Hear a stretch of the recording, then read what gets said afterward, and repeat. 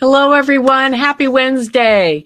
Welcome to Creativity Hive's weekly show where we talk about all things video. I'm Miriam Haugen, part of the Creativity Hive team, and we teach videographers, help you to just up-level your skills in video post-production, particularly Premiere Pro and After Effects. And today we have a very special show. Hi, Neil. Hello. He's going to teach us a little bit about working with two cameras and how to get them color matched, and just take it away. Okay, and here's Mo too. Okay, there we are. I'm getting the size of me that I'm used to. Okay, hello, Mo. Now,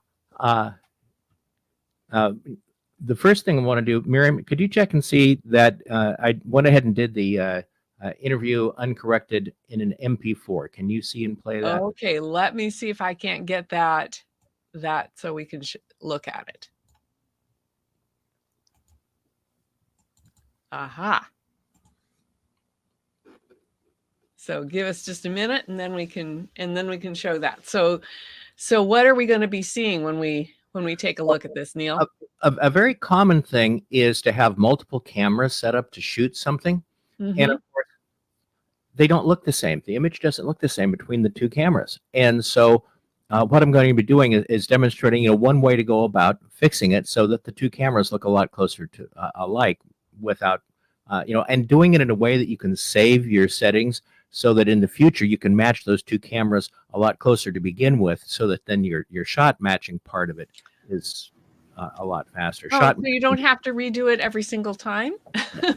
Yeah. So that what does is get it so the majority of the work is taken care of more accurately to begin with, and makes less work to do each time you go back and do it again. Okay, makes sense. Well, I have it ready to show. Should I go ahead and show it?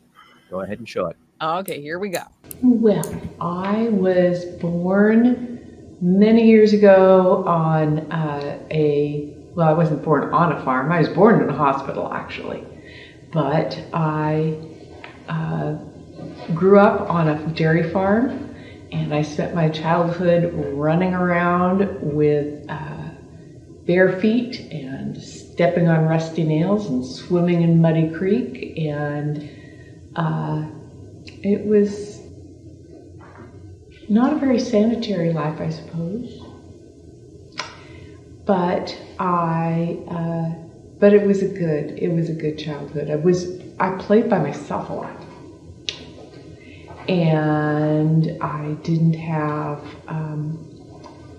my brothers. I had brothers and sisters that were older and weren't really very interested, didn't really want to play with them. And then when I was 7, my mother had another baby, and so I had a little brother, but he was quite a bit younger than me. So a lot of my childhood was spent just playing alone. And oh, brother. Okay, so he's just talking about something. I'm going,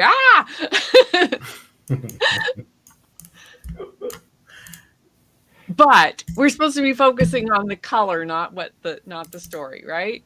Right. I'm so tempted to put some music to that, Neil. Yeah. Well, and we just did a quick thing so that I could get something going there, and I just realized that I have some images that I do need to bring into my program here so we can see. So just give me a second to import. Awesome. And then we can do a share screen, I assume. Mm-hmm. The fun of live programs. Oh, yeah. Lots of fun. Interesting story. Really. So cool. Oh.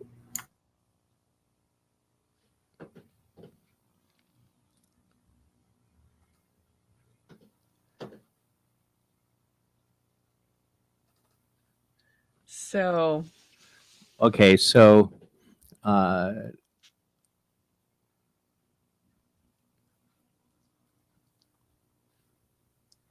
juggling my various screens here, so I'm trying to see what you Too many screens. Too many screens. Okay, so let's go to this. Why is that not?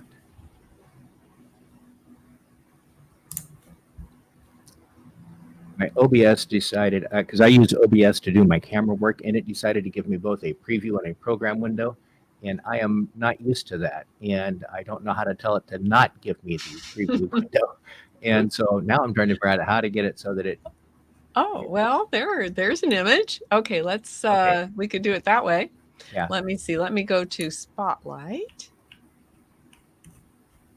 Let me see. That makes that the big one. Cool. So this is how I set up to do the shot where we have the that Mo will be getting a chance to do a little matching, Okay. and now here is from the other side. This is after the cameras were set up for the interview, and you can see over here. I hope you see my cursor going. This Yes. is Blackmagic Pocket Cinema 4K. With its monitor and everything going. That was the main or A camera that'll be the one looking directly at Miriam. And here is a GH3 that's going to be at a second angle to her with a completely different background setup and a different look. But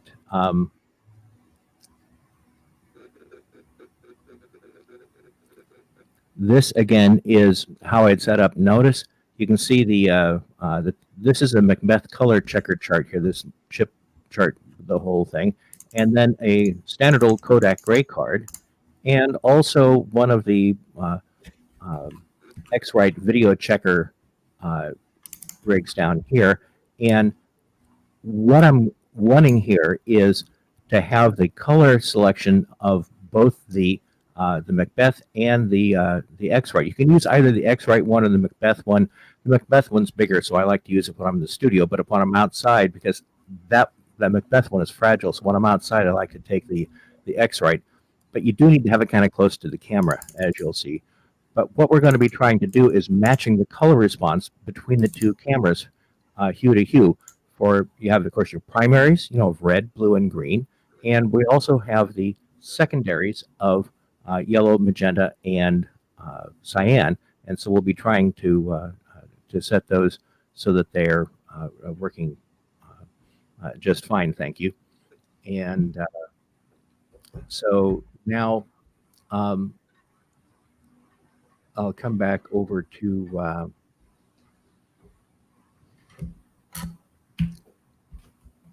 my LG screen. And yeah, this is what my Premiere Pro is looking like when I'm sitting here going to be doing a little color work, except that I'll go ahead and bring up the Lumetri panel over here. And I'm going to need to shrink this in. Why is it doing that? Kind of bleeds over on my other monitors, and I have to do some strange things at times, Windows being Windows.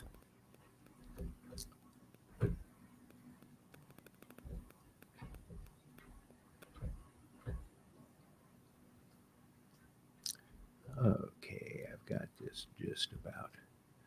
There we are. Now, when I'm working, I normally have my three monitors where I have the my main wide one that I use for my interface for the program, the second monitor off to the side where I have nothing but my project panels and source monitor and effects panel, and then I have a third monitor that's up above the main user interface monitor that has just the image of the program monitor in it. So as you can see, the program monitor area here is not very big in this because I want to see the scopes big and I want my controls big if I need to use a mouse. So if you're working in it, you may very well at times need to move things around so that your program monitor is a bigger image. But let's get this.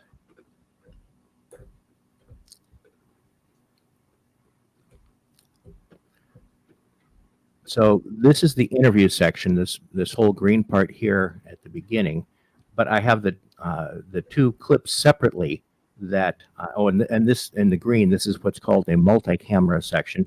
So you notice as this goes down the line, it cuts between the two cameras. I can change that easily enough, and so I can go back and recut it at any time I want because the two cameras are linked together within Premiere, and it's really handy to then say, where do I want it to cut to the other camera? I can cut back here. But if you don't like the cut, you can change it. So it's really slick. But we come down here to the end and we get the actual two files. This is the GH3 image, Panasonic GH3, and this is the Blackmagic. Now, these are both actually after correcting it. And you notice if you look over here on the scopes, you see the way the lines, you've got the lines of the safe area of the scope. This is the vector scope. This shows saturation. And you see that the line here, that this is the max saturation you can safely have. When you're doing these chip chart things, you normally want to be around half to 2/3 of the way out to them. And so, and you can see I've got a cyan one here. There's something obviously coming out to blue, to magenta, towards red, towards yellow. They're fairly equally distributed according to where these outer boxes are: cyan, green, yellow, red, magenta, and blue. And the other thing is you can look down here, and this is the waveform in RGB form, as it says here. You can right-click on any of the scopes in Premiere, and notice that I've got this nice overlapping white here. Well, when you see white, that means you have equal volume of all colors. Well, this white is almost undoubtedly this little piece right here, because in the scopes you see left to right, and higher values will be higher on the waveform and dark values will be lower. So left to right, right here, this white patch is what that would be, and this white patch is what would be right here in the lower corner of the Macbeth chart. So with both of those lined up and showing just white, that tells me that I've got red, blue, and white matched. This is one of the ways that using your scopes can get you so much faster to getting things corrected, is because you can see the things like that. Another way that you can use the scopes for this, I'm going to come over to my effects control and bring up a mask that I've got here. And I'm going to move this over to the white box. So all that we're allowed to see is the white. And bring up the double click on the vector scope, and I enlarge it, and I can see that this is showing that the there's a white dot in the center and just a little bit of spill around it, but the color on this is very centered at the white. That's another way you can center your blacks and whites, is by looking at the center of the vector scope. But we'll take that off for now. And so what is the process for going through here and cleaning up the color? What did I do? Bring up Lumetri, and I'm going to go to my curves panel and let you see what the final result looks like. These are the two big areas that I worked. This is hue versus sat. This is saturation. And this is hue versus hue. And the first one you start with is actually the second one here. Because what you want to do is go through, and for each of these color boxes, your primaries, blue, green, and red, and then the secondaries of yellow, magenta, and cyan, you want to get those matching the line on a direct line towards each of the colors for those on the vector scope. After we've done that, then we know we'll have an image that is pretty much the colors, the hues are probably going to be distributed more like another camera would be, and you can match to it. So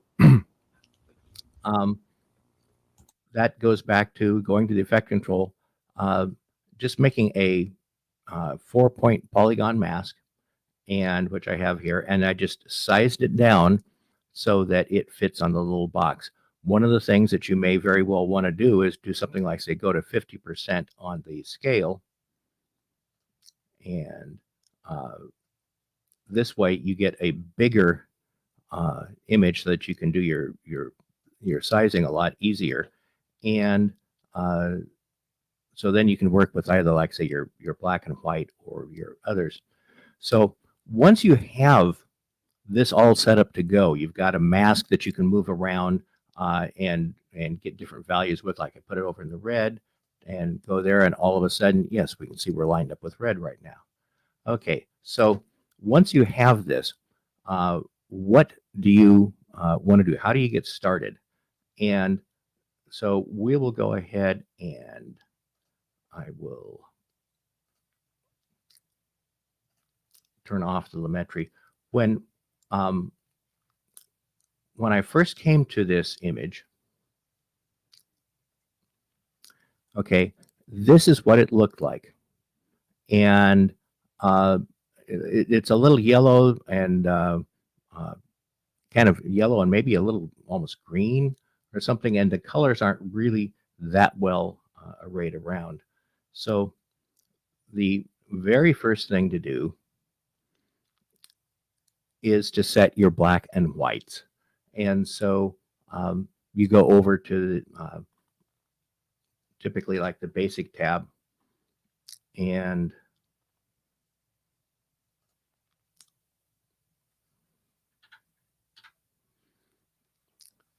you would work with your controls here to set your black and white values where you want to go, and then you would go to setting the other controls. And we're going to have Mo do this. Now, I've already done one image, and I've had Mo upload or download onto his computer some of these images. And we're going to go over to his in a moment, and I'll be directing him, because what we're going to do is he is going to take this corrected image from the GH3 that I sent, and the uncorrected one from the, like this, from the Blackmagic camera, and work at getting them so that this image, the colors, the hues on this scopes match this image better. And so that's going to be our little challenge here right now. And you'll get a chance to see how this is done in general. So at that point, we kind of need to switch over to Mr. Mo. Do you have your Premiere Pro project with those two clips on? I have the yeah. I'm gonna open it up in a second. All right. Okay. Cool. So, which is the one that I make a sequence from, Neil? Is it the interview corrected, uncorrected? I want you to take the. Shall I share my screen? Sorry. Yeah, It- that'd be Okay. great. Cool. So that's my Yeah. That's my screen. Yes. GH3 corrected. Just go ahead and drag the GH3 corrected onto the screen. I'm going to throw in a plug here for LucidLink. We've mentioned LucidLink before, but we use that to share files all the time, and it is fantastic because it just happens like instantaneously. Whether Neil's sharing a file with me and he's just down the hall for me, or Mo's sharing a file from South Africa, it's just instantaneous. It's awesome. And then the Blackmagic uncorrected put after that one. Okay. Mm-hmm. So now if you just go to that edit line between them, you can just hit your left and right arrow keys and bounce between the two images, okay? Okay. Now, again, we're going to be matching the one on the right to the one on the left. So with it on the left image, the GH3 image that's already corrected, go ahead and go to your color workspace.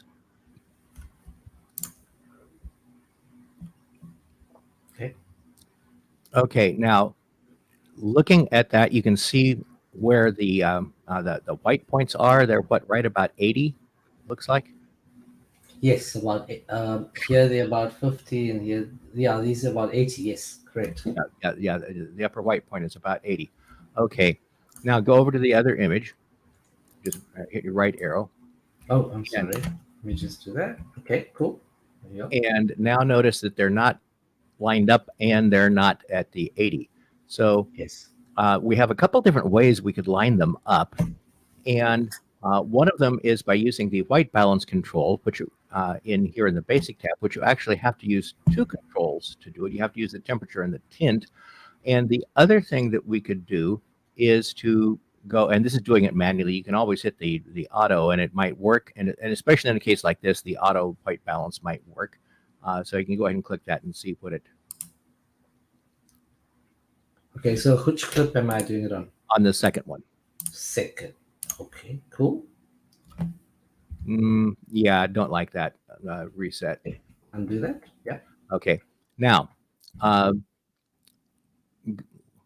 there is a tool for doing color correcting for your white balance and color tasks that a lot of people don't think of using, and it's in the Creative tab. So go to your Creative tab, Okay. and it's the shadow and highlight tint at the bottom. And the nice thing is that you're adjusting both the temperature and the tint controls essentially at the same time. So go over to the highlight tint And this is again on the second clip. on the Yes. second clip, and Okay. grab it in the middle and work with that. See if you can make the red, blue, and green there. You know, that separate highlight that the top there. If you can make your red, blue, and green overlap.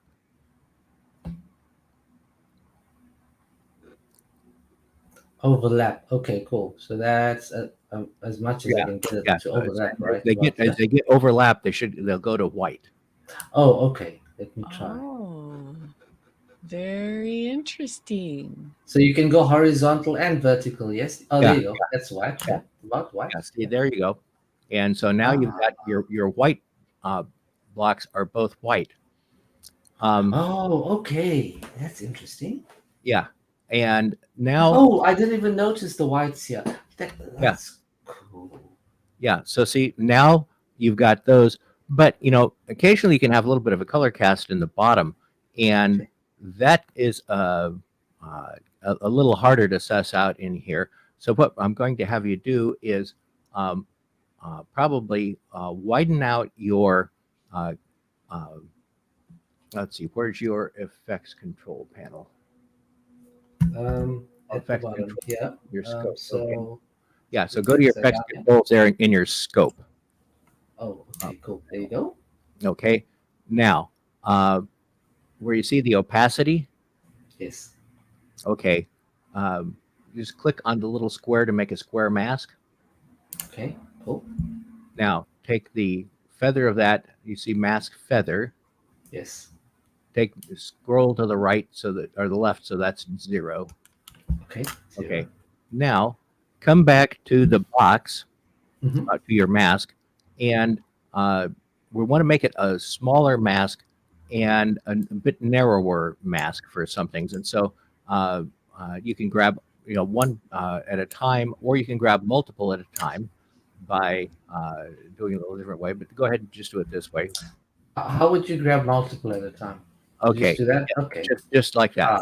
Ah, And now, cool. and now that you got those two, Oh, yeah. But So, see, so we want to select a block, Neil. Am I correct? Just one block? let's go ahead. We can size it and very handily. So just go ahead and make it. Do what you did the marquee select, where you click from well outside and just okay. Now move those two over closer to the left ones. A little bit more. And now go outside it and okay, you can bring those over a little bit. Okay, now just from any corner, when you see the little rotating thing, when you got, okay, now hit the shift key. Yeah. And if you're holding the shift key and now you move in or out, you can size the whole thing, make it smaller. So go in Oh, and make it see. smaller. And one of the other things that may help here at this point would be on your magnification scale, which is the left side bottom of the program monitor. It says fit right now. Try about 50 or something like that. And Is that okay? yeah, 50? yeah, let's go. Okay. Now, Okay. go up and see if you can grab if you put the cursor in the middle of the box, you can move it. Oh, in the middle of the box. Okay, you want me to move it to color? Okay, so yeah, you will want to get your mask a little smaller, so it's a little tall still. Oops, I'm sorry. Let me So, just go back to the mouse. Okay. get the mask and select and make it short, so it all fits within a box. Okay. Cool. Is that okay? Yeah, a little. Yeah. Okay, there we go. All right. Now we can see what the white is, and if you go back to your scope, Lumetri Scopes tab in that upper left corner. Oh, I'm sorry. Yes. Okay, so now we can see we got our white thing. Now bring that cursor.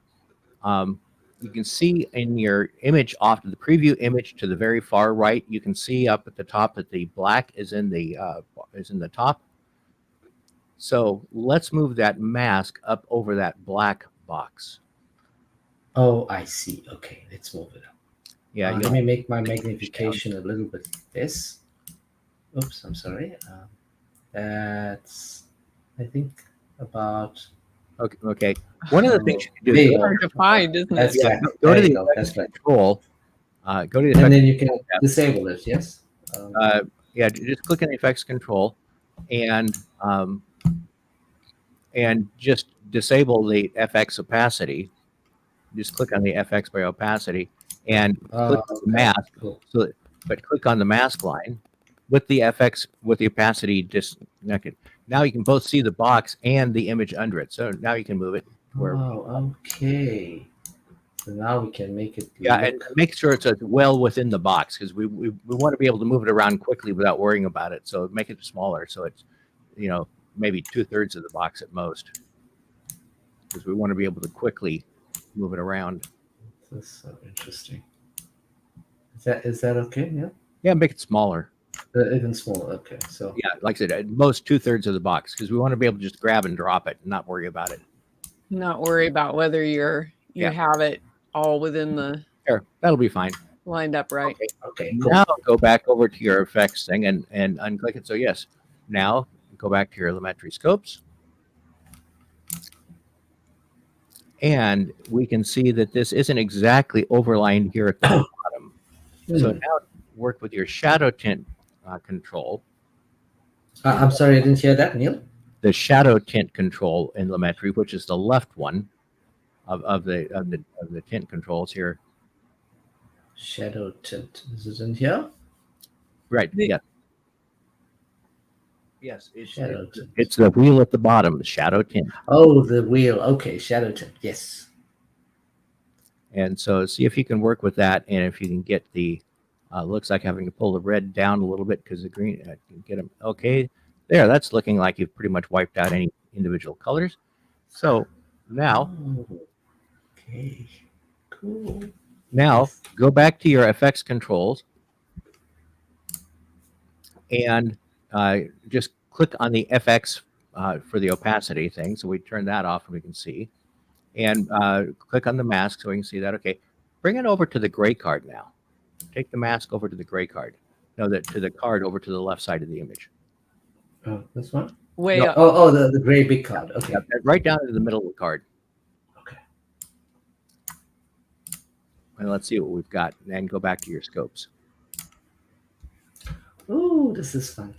So we must make all these little red, green, and blue things. We're not going to change these two controls right now.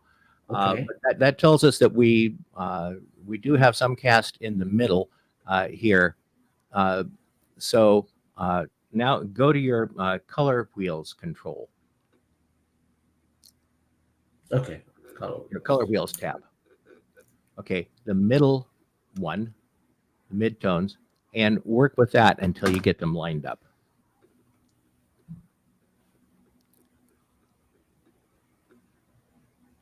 Yeah. There we go. Okay, now go ahead and take the mask off. Okay. And let's go back to your scopes and see what we've got. And right click. Yeah, see now you've got more of them that are aligned, and the whites aren't exactly aligned again. So one might want to go back and go back to the creative tab and uh, just do a little bit of adjustment with your highlights to get those whites lined up a little tighter. How's that? That's pretty good. Okay. The shadows will be fine. You don't notice the color nearly as much in the shadows. So that has us basically our whites, our grays, and our blacks are pretty much aligned.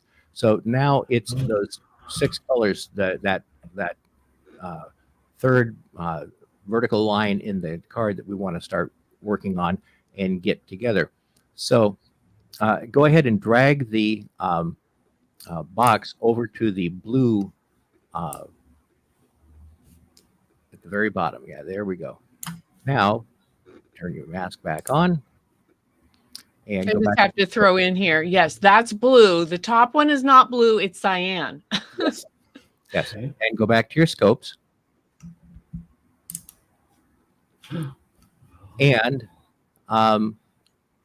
let's go over and bring up. Now we want to see your vector scope. So in your scopes panel, right click, vector scope YUV, right near the top. Okay, because this is. Must I disable the waveform? You could for now, so we can see this big, because this is what you're going to be working in, and you can see where your blue goes. If you put a line from that dot in the center towards the blue angle, you're not exactly lined up, right? You're a little bit towards the cyan. So go ahead and make your, because you're going to want to have the curves a little bigger to work in here. So we're going to be working with curves. So go ahead over to your Lumetri, go to the curves, and now pull the Lumetri panel wider. Okay, now go down to the second HSL curve, to the hue versus hue. And adjust your program monitor so that you've got that blue box visible again.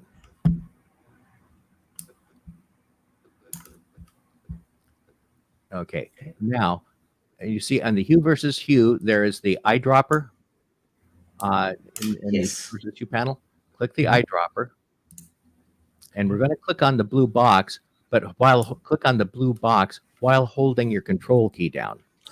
Oh, okay. Oh, so just talk me through that again. So I drop it first, and then the control key, And then the control key just before you click on the box. Okay. And what the control key does is, if you don't use the control key, you get a 1 pixel selection. If you're holding the control key down, you get a 5 by 5 pixel selection, which is a much more accurate one. So holding the control key down, and you, although you've clicked a couple times, so you've got extra things there. So I'm sorry. Let me undo those. yeah. So back to that control key, and then, oops, I'm sorry. Right. You just click there. You put the control key down just when you click in the box. I got those. Okay. I got that. Now we've got our blue. Okay, so now you can grab that middle point of the 3 dots there, and you can move that up or down to try and make that dot for your color in the vector scope on a direct line towards the blue point. Oh, I see. Like that. Yes, there you are. Okay. Oh my God. Now Okay. let's grab that blue that mask and go up and put it on the green. Okay, let me just find the mask quickly. Opacity, and the top, the screen. Yes. Okay, back to there. Oh dear, what are all these? That's all the other colors, and we're going to be adjusting that. So go ahead and get your mask back on.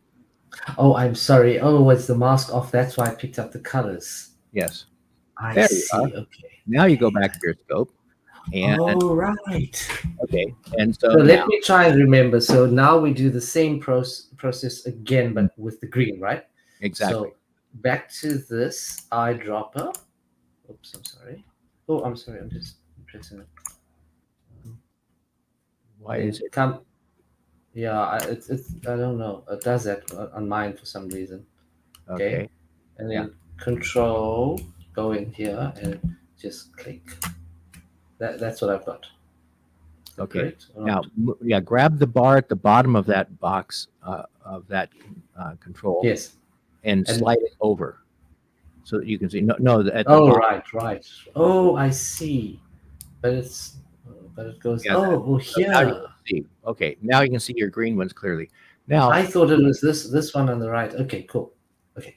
now move the green one, the middle there, and make your green line up with the green. Can I ask you a question, Neil? Sure. With the blue, there were 3 dots, right? Right. And with the green, there's 3. So I guess this was the first one. Yes. Yeah. And That's the then part. Yeah. And then that's the second and third. so it's always the middle dot. The middle dot that you grab. Yeah. Yes. When you add 3, it's the middle dot you'll want to work on. So Okay. So you want me to do this and get? Oh, it's it's not moving. I don't know. Oh, there. That one's moving. okay. So move that back to the middle Okay. and set another one. That did something really kind of bizarre. So set another one out. Go a little bit more to the left, a little farther than that. Not quite that far. Right about there. Okay. And now move the middle one. Let's see. Now the middle's not moving. You know, I've had a thing. Let me try this again. Right. I'm sorry. Go ahead. Yeah. Go ahead and try it again. I don't know. Maybe it was the eyedropper that I'm not sure. So you see when I click my eyedropper, I have to do that. Yeah. Kinda- Holding down no keys when you click on the eyedropper, just by itself. yeah, no keys. Okay, and then Control in there. See, there's greens. Yeah. So Yeah, now, there you go. Oh, there. I see. All right. Yeah, they So were is a that- lot closer to the blue before. Yes, Yeah. they were. I don't know why. Yeah. But Yeah, when I think it's the eyedropper. Is that now like this sort of Yes. line that's pointing yeah, from the middle? that's lined Okay. up very nicely. Okay. Okay. So now let's go up and do the red. Okay. So now you're not going to tell me, right? I guess. Hopefully. Well, we'll see how well you do. Yeah, the effects control. Yeah. All right. So now effects. Where's it gone? Oh, where's it gone? Where's What? my effects? Oh, it's on the click on the tab on the effects controls. It's on the source. Click on the effects control up there to the top. Click on the effects control again. Yeah. And All but right. No. Right. you got the 2 tabs Oh there. yeah. Sorry. I'm sorry. I've got 2. Okay. That's one, right? So. Yeah. Okay. And then the mask.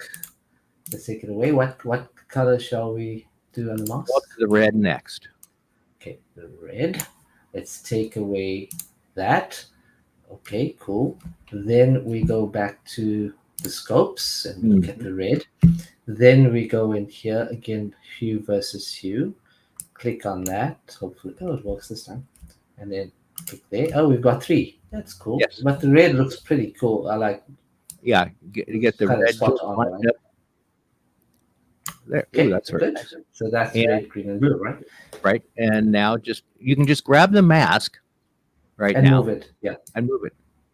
Where would Straight you up. like to go? No. Oh, okay. So From red the straight red up. Straight up to the yellow. Okay. And The with your same scopes thing. back on. And rinse and repeat. Come on. It says eyedropper. Okay, go. Let's go. Control again, and oops, that disappeared. Let me just get that again. Okay. But now my control is just not. Okay, I'll try it again.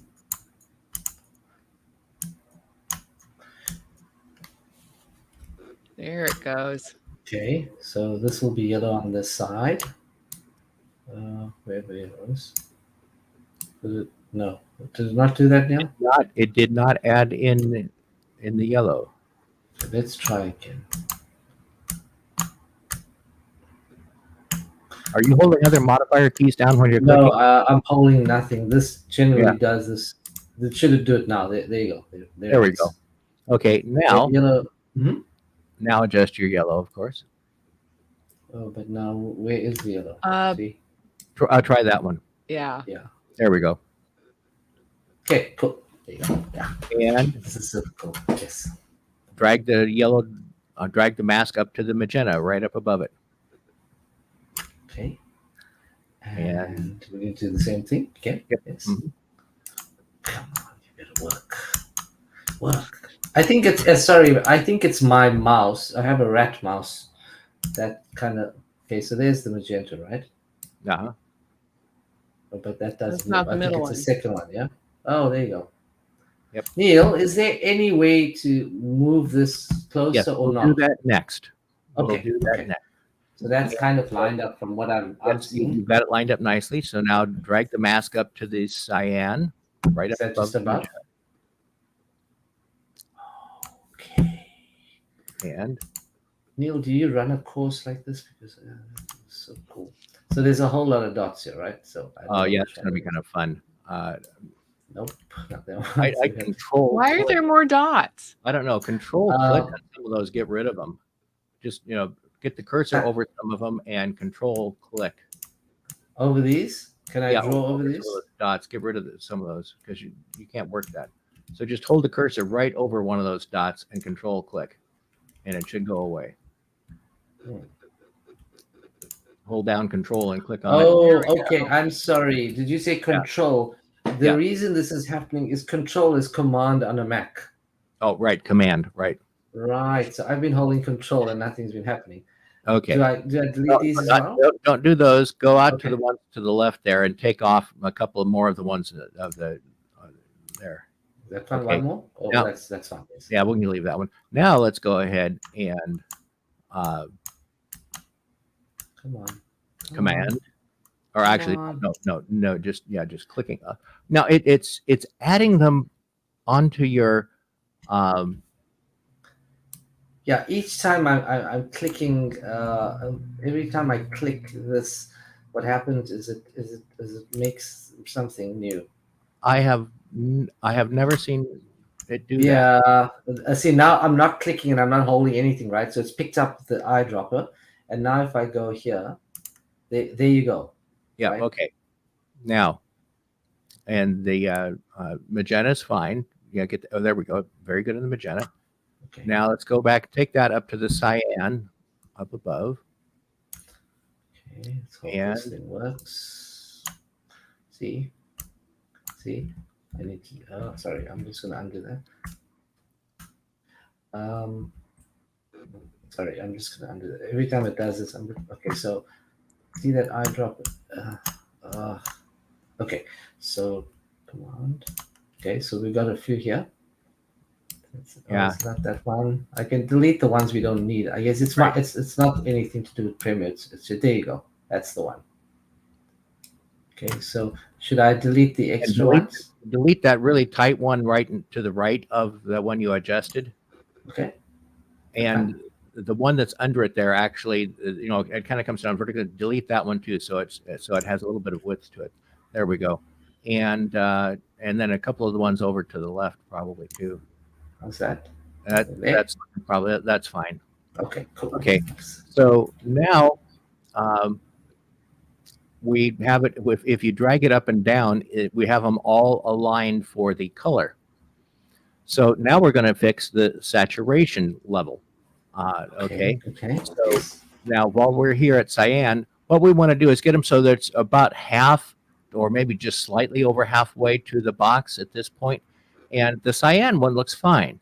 So drag it down to the next box below in the program monitor. Drag your mask down.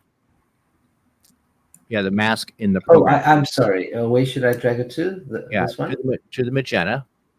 And that one could go out just a little bit. Not a lot, but Okay. just a little bit. So you'll want to go to the hue versus sat panel, which is that top color panel there. And again, click on the eyedropper. Giving me a stopwatch. Huh. Oh. That's interesting. Yeah, that's very, very interesting.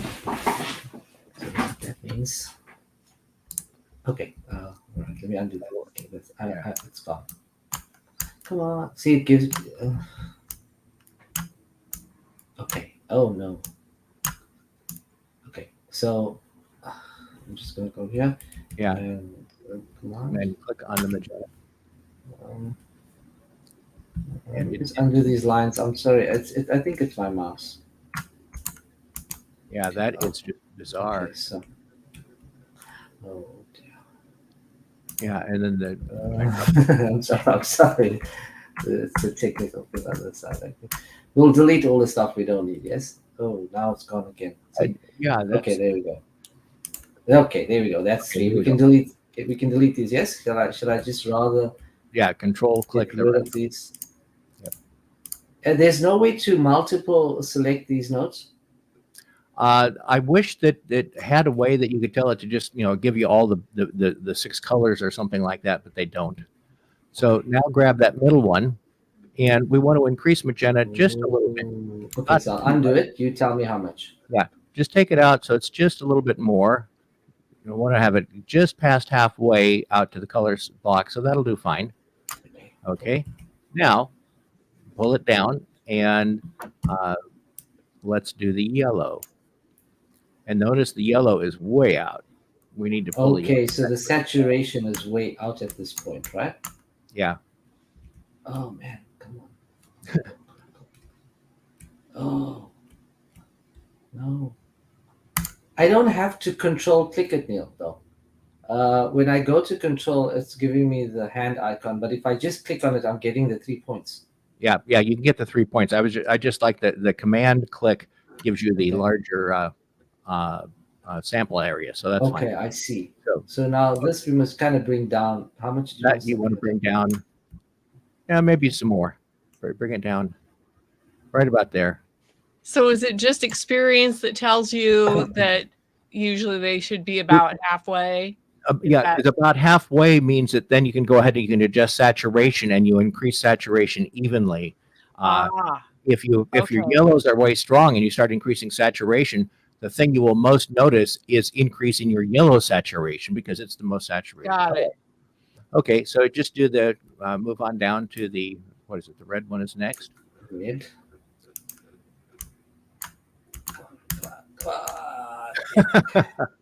Okay, that's red. How red is out there, so you want it halfway through, right? Yeah, so you pull the red down a little bit also, right about there. Yeah, and Cool. Yeah. now, Let's bring the box. Is that right? Yes. yep. Oh, okay. Then the green. Yes. Hmm. Oh, I could sit and do this all day long. Okay, so we got green, and green is about halfway, just a little bit more, maybe. Yeah, we I want a think. little bit more green. Okay, is that Yeah, cool? right about there. Cool. And then there. Come on. Yeah. Come on. I'm sorry. That's it's again. It's not Premiere. It's my mouse that does this. Okay, let's try. Oh, look at all the notes. Yeah. Oh dear. Uh-oh. Well, Let me just get rid of them, right? Oh, and then okay, that's where we were, right? uh-huh. Okay, so I guess it's these ones. We can delete these ones, right? Yeah. Blue, bring it back a bit, I think. Yeah. But that's not the one. It must be this one, I think. No, it's not that one. It's not that one. It's not that one. Oh boy. It's not that one.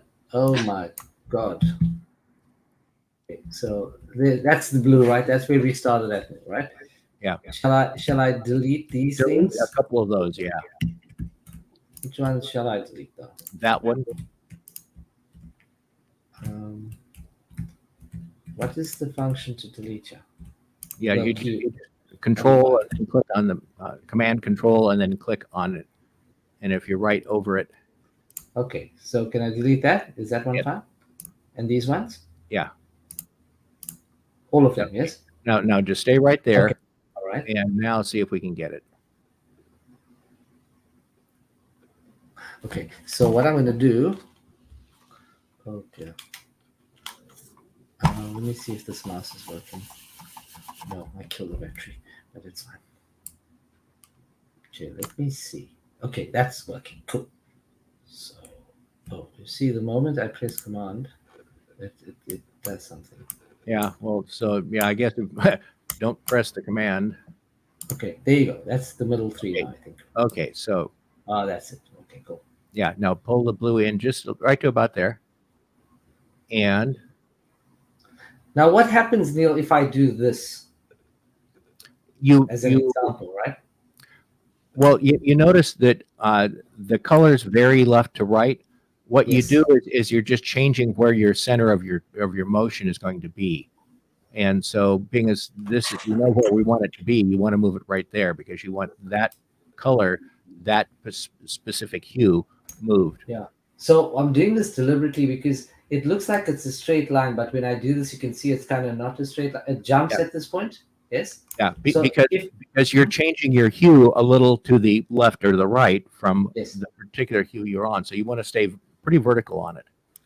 Okay, so we'll come down vertically Yeah, about right there, about but you there. can see it's kind of going that direction. At Yeah, this point, can we change the go down this and change that one and adjust it back in. point it? Oh, cool. Okay, how's that? Is that fine? Is that Okay. point? Mhm. Okay. So we've got the whole thing pretty much corrected now. Go ahead, go to your effects control and click on the FX so we disable the mask so we can see it. Now let's go back to your scopes. And you see the pattern that we have now for the scopes. Uh, uh, go to the uh, uh, top of the Lumetri panel. Yes. Scroll up to the very top. And you notice the little FX by the Lumetri? Ah, cool. I See, that's see. that. You can see what you had originally, Yes. and then what you there's the original, and here's uh, the Corrected color. corrected one. And yeah, you have things that are a lot better aligned. And now let's go ahead and see what happens when you um, go down, click in the timeline panel, Okay, you want me to go back and forth, and right? now just do left and right Oh, arrow that's so keys. So cool. Neil, you're a genius. Let me just fit this. I can't believe what I'm seeing. It's insane.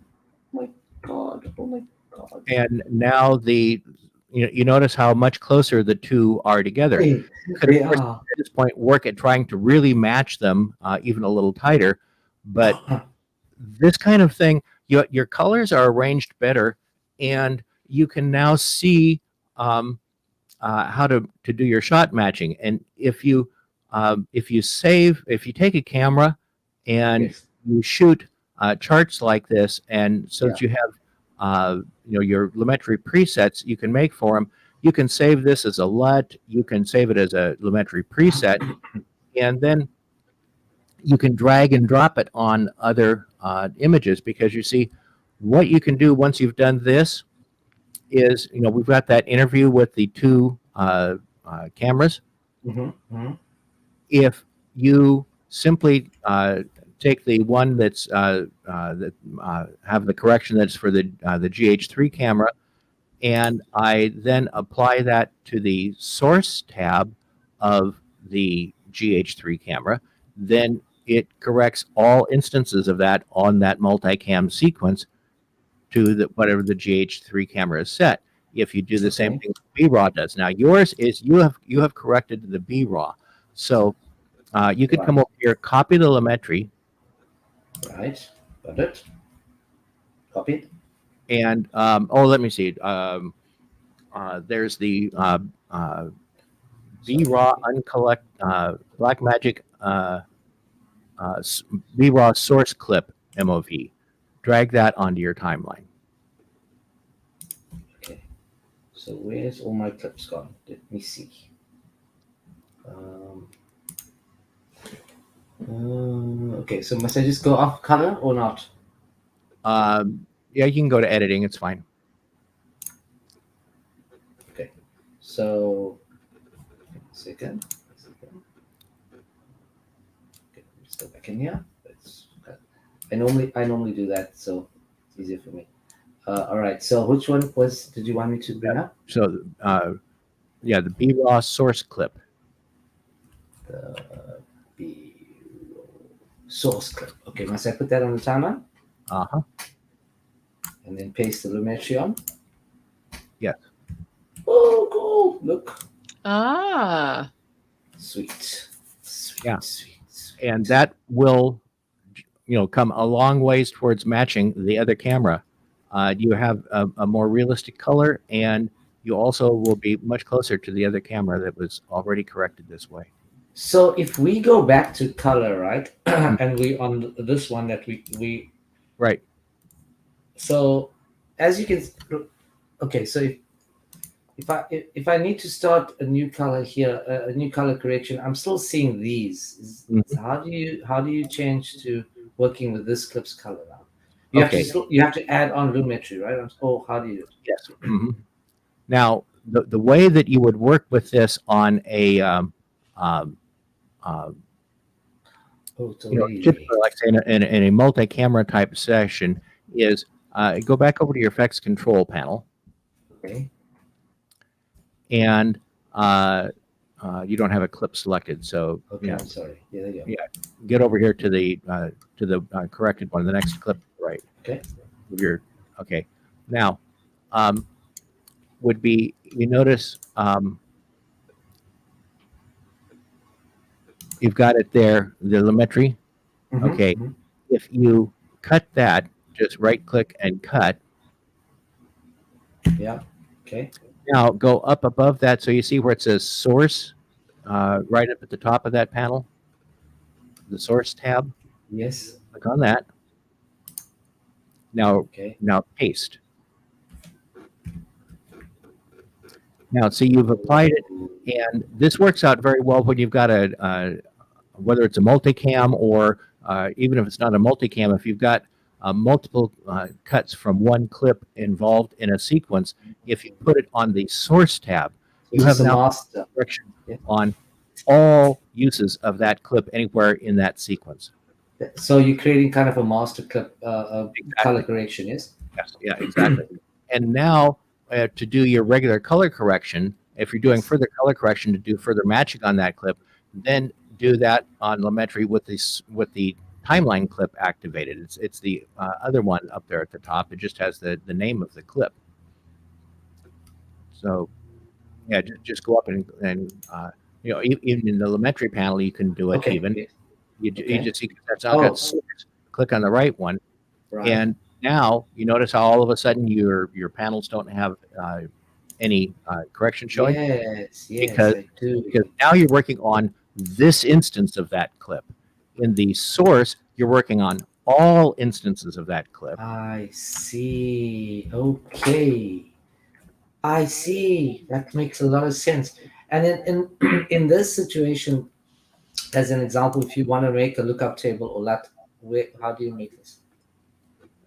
Okay, to save that, you go up to that 3-bar menu at the by lumetri color, and you can export, or you can save a preset, or you can export a look file. look or a cube file. A cube as well. So you can do a cube as well, right? You can also do a cube. What's a cube? Well, a cube is a type of LUT, of lookup table file. Okay. There's all kinds of LUTs. Okay. And so okay, so I've exported a cube, right? Mhm. Now, if I wanted to apply the cube, okay, then you would go to the way I recommend applying cubes, if you're going to apply them, is to go to the Creative tab of lumetri. okay, And there's that drop-down list at the top. Click on that, and you access them from there. And so if you've saved it, I see, like this. go to custom and apply. Cool. Oh, I see. And Okay. there's a reason why I will use the Creative tab and almost never use the Basic tab input. Click on the Basic tab in lumetri. You notice that the input LUT is at the top. That tab is in process order, essentially. There's only one thing in there that's processed differently, but everything else is processed top down. And so, go ahead and just click away from the LUT line. Oh, I'm sorry. Yeah, because as you see, everything else is so that the LUT is applied, then all of the white balance is applied at the end. Oh, But the LUT is applied, and then it goes to exposure and everything like that. Now, I a see. lot of With times, creative, it's different. yeah, with Creative tab, you have the first you can set the intensity of the LUT with that slider down right below the image there. But the other thing is, now that you've got the LUT here, there's a lot of times when, of course, a LUT is a lookup table. It's colorists call it the dumbest math out there. It's just take this, if it's 26, 28, 32, and make it to 28, 28, 28. That's all it does. And if that ends up clipping your whites or crushing your blacks, or if your saturation gets too intense, if you apply that first before you have any other controls, you've lost that data. If you put it in the apply the LUT in the Creative tab, however, now you can go back to the Basic tab, and you can adjust the exposure of the clip prior to the LUT, because that's processed before the Basic tab. So you can go to the Basic tab, and you can set the Oh, this is yeah, very yeah, cool. Yeah. go to the Basic tab now.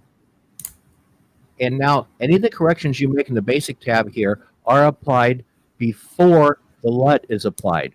So if your LUT I is clipping see. something, you can bring your exposure down, you can lift your shadows, you can change your saturation or whatever, so that you're not clipping or crushing or oversaturating anything with the LUT. And this is called trimming a clip into the LUT in colorist speak. And so that's why I always recommend putting the LUT in Lumetri in the Creative tab. And that's even if you're doing it as a technical or normalization LUT for, like, correcting one clip to another type of clip. I will still put it in the Creative tab so that I can use the Basic tab to trim the exposure of the clip. So now what I've done, whatever I've done, I've just gone back. But if I go to my source and correct it, they look exactly the same. Not exactly the same. I can see a little difference here. The source typically will show. Is does the source show here? Yeah, the source shows over there. Oh, I see. Okay, I didn't know. Okay, I thought it would switch between source and corrected in one screen. Okay, so source always shows here. Yeah, source monitor is different from the program monitor. Okay, so essentially the source monitor is showing here in this source, and the corrected is showing in the program monitor. Yes. Yeah, the source monitor shows great. what's on the source clip or on the source tab. Yeah. In the effects control or the Lumetri panel, the source monitor does not show anything that is on any effects that are on the clip tab. I had no idea this. You could switch between source and corrected here. I knew you could do it there, but here that's very cool. So you can actually see between the two. That's really awesome. Right. And then if you have a playout monitor, you could also, or another external or Mercury transmit, you could also use that to see what the differences are. Yes. Exactly. Super duper. This is part one. Miriam, guarantee there's like part 8 because I want to come back. Well, this is a pretty deep subject. I like it. Fantastic. We've already gone. Okay, so we've gone over an hour. That's so we probably should be wrapping it up. But you wait before you wrap it up, right? What? Before you wrap it up. Okay, what are we doing? Yeah? So here you go. While Neil was doing stuff, talking. So here. When I was born many years ago on I wasn't born on a farm. I was born in a hospital, actually. Okay, adding background music. I was playing on the keyboard, so. Farm, and I spent my childhood running around. He's been doing that. Yeah. I'll send it to you. A very talented person, Mo. When you were doing your introduction, I was just on the keyboard, just making this music. So, and then I put some noise reduction on this clip, and but Neil, it was totally, really, honest to God, I mean, this blew my mind. It's given me a totally new perspective on color. Mhm. Uh, Overall, I had, man, Well, Yeah. and cameras can, the way the sensors react to the various hues can vary by the type of light that you got, whether it's yeah, a daylight towards, 5,000 to 6,500, or if it's down, 3,000 or 3,200 or so Kelvin temperature. mhm, And so, a lot of times colorists will try and work up, if you've got a job that they're working that's going to be a pretty hefty job, they'll want to know what cameras do you have, and I want charts of those shot in the different lighting setups you've got, because then they can yeah, take and do this kind of thing and have these settings that they can apply to the cameras. And you can try and do shot matching, but if the cyan color in one is shifted around the that color wheel from the mhm. cyan color of another camera, shot matching is really, really difficult to do, to really pull off well. Well, look, when I shot TV commercials, the DP is there, and when you do the camera test, you got the color charts and all of that. But the intricacies of coloring, as you've explained it, which I'm sure just scratches really the surface, there's so much more, is totally fascinating. Absolutely, I've not seen a color through this sort of perspective before, where those red, green, and blues did this, and then kind of became white, just from layman speak, I guess. Mhm. All the technical stuff. Um, so I think, Maria, we got to get. I would like to carry on with this. We will need to go into, I mean, yeah, it's a deep subject. But I love the idea that you can take, I mean, once you've done that hard work once, you can just take that LUT and apply it every time you have the same lights and the same camera in Yeah, the same and I situation. guess with You're with cameras like Area Lexus and Reds, and you got such a wide gamut to play with, and the richness of the colors to play with. So if you have raw footage from that sort of stuff, where we've got some really wide gamuts, and it's nice and saturated outdoors, or something, I would love to look at it and see if we can get together and do some things. I am in awe of what Neil did. Really, I am. And all right. some of the people that I've of course talked with have been like Mark Village, who's been in Hollywood for many years. He's the guy that when George Lucas decided to completely redo the entire Star Wars the original six movies of Star Wars, and make them all look alike. Mark was the colorist that spent a month and a half with George sitting behind him, watching over his shoulder, and did all the color work on that. He's done a lot of major things.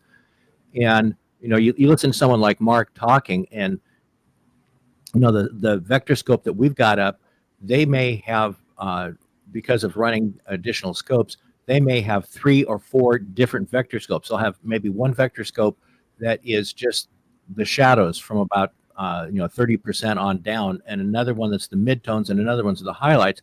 Because if they're really working at matching, they're trying to match these not only at like just at that one value, they're trying to match the blues of the deep shadows against other blues in the deep shadows, and the blue midtones and the blue highlights, Yeah. and doing it at a lot more granular level. But Premiere is not really set up to do that. No, not to do that, definitely. Look, like in the Matrix. So there was somebody that said, "We shot some footage. Can you make it look like the Matrix?" And that's impossible. So it's a really amazing piece of coloring in the Matrix, as an example, because there were so many different exposures, indoors, outdoors. The lighting had to be controlled, all with the mindset that it needs to have this kind of greenish, matrixy feel tinge to it, which and was amazing coloring work. it took a lot of work in set design, construction, costuming, and everything, so Yeah. that they could pull that off and have it look as believable as it Yes, does. pre-production was insane. Oh, They had to think of everything. So with James Cameron now, you can understand the coloring is because Avatar is shot, virtually on a virtual stage, and all the assets are lit absolutely virtually beside the stage, and the performers. He has a little bit of a different way of coloring it. It gets colored not using the normal lighting, but he has to make reference. He goes across the world shooting in the Amazon and rainforest to get back the HDR lighting source images and references, and then applies that to the. So that's a different workflow altogether, and that is 8K 9 footage. And one of the things that I think is going to make a huge change here over the next 4 or 5 years is, right now, because I'm on, of course, a lot of colorist discussions, and one of the things that gets the most thread length is trying to look quote unquote filmic. Yeah. But of course, as someone who spent 20 some years doing both color negative and color print, developing and printing in house. Oh man, filmic. I've had it with filmic. That was nothing was repeatable. I mean, you did incredible amounts of color management just to keep it close enough so it was usable. That was the best you could do with film. And because the same emulsion processed 2 days later in the same lab with everything running supposedly exactly the same could look fairly differently. Yeah. And so, Miriam, I have a question for you. Why have you not put Neil on the market? Because I've been waiting to sit in on somebody that can teach me something that will actually keep me glued to the screen and fascinated, and not just, oh my God, move the mouse here and then I fall asleep. This is something, Neil, you should really. Do you think he should teach? Oh my goodness! What an awful thought. That's If got you to be want a to learn rhetorical more question. from the master, just reach out to me. Definitely, Neil, you should definitely teach 100%. Okay. Well, that's a good send off. Let's say goodbye, everybody. Goodbye. Bye. Thank you, Mr. Neil Haugen. And it was really a pleasure. I love it. I've saved the project so I can keep looking back at it. Good.